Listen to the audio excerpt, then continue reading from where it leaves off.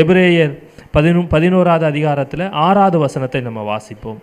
விசுவாசம் இல்லாமல் தேவனுக்கு பிரியமாக இருப்பது கூடாத காரியம். நீங்கள் ஆண்டவரோட என்னதான் ஜெபம் பண்ணாலும் சரி, என்னதான் எல்லா கூட்டத்திலையும் போய் நீங்கள் பங்கு பெற்றாலும் சரி, உங்கள் இருதயத்தில் அந்த இடத்துல மட்டும் இருக்கும்போது வார்த்தையை கேட்டுட்டு ஜெபிச்சுட்டு போன பிறகு மட்டும் அந்த நேரத்தில் மட்டும் விசுவாசம் இருந்துட்டு நீங்கள் அதை விட்டு கடந்து செல்லும் போது உங்களுடைய விசுவாசம் காணல் நீராக அது கரைந்து போயிட்டுன்னு வச்சுக்கோங்களேன். அது ஆண்டவர் அதில் அவர் பிரியமாக இருப்பதில்லை. நீங்கள் முழு இருதயத்தோடு விசுவாசத்தோடு இருக்கணும். நீங்கள் எதை அந்த காரியத்தை குறித்து பயந்து கொண்டு இருக்கிற காரியத்தை நீங்கள் இருதயத்தில் போட்டுக்கிட்டு அதை தான் அதிகமாக நீங்கள் யோசிக்கிறீங்க. கர்த்தரை நீங்கள் மறந்துடுறீங்க.